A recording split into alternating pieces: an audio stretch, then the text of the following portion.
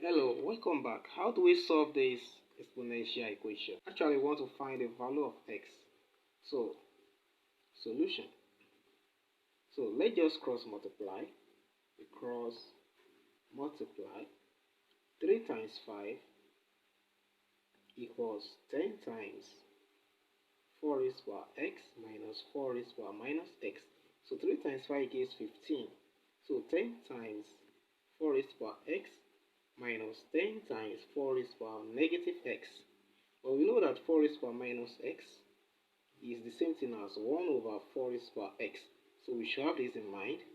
So this implies 15 equals 10 times 4 raised to power x minus 10 over 4 raised to power x. Using this. So now let's assume that p equals to 4 raised to power x. So anywhere we see 4 raised to power x, we replace it with p. So we have 15 equals 10p minus 10 over p. So now let's multiply both sides of this equation by p. We multiply this by p, likewise this by p. Let's put this in brackets. So 15 times p, we have 15p equals p times 10p, we have 10p squared minus p times 10 over p, that is minus 10, because p takes care of the p at the denominator. So now let's write this equation. We have 10p squared minus 15p minus 10 equals 0. So we divide both sides by 5. When we do that, we are going to have this.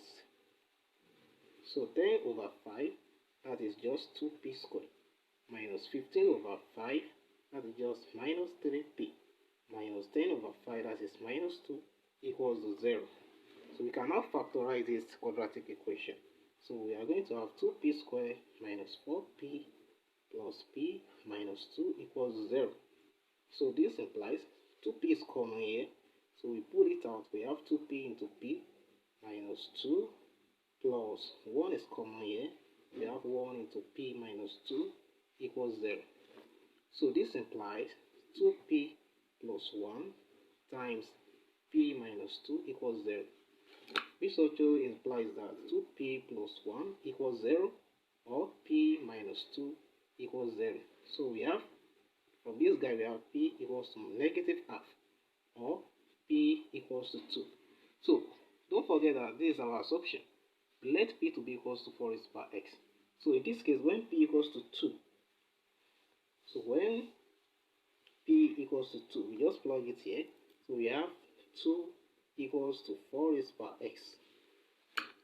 But we know that 2 is the same thing as 2 raised to power 1, and 4 is the same thing as 2 squared times the power. We have x. So since the base is the same, so we can equate the power. So we have 1 equals to 2x. So let's divide both sides by 2. So 2 cancels 2, so we have x to be equals to half, which is the required solution. We ignore this guy because it's going to give a complex root. So we only consider the case for p equals to 2. So this is the required solution. So that's it. Thanks for watching.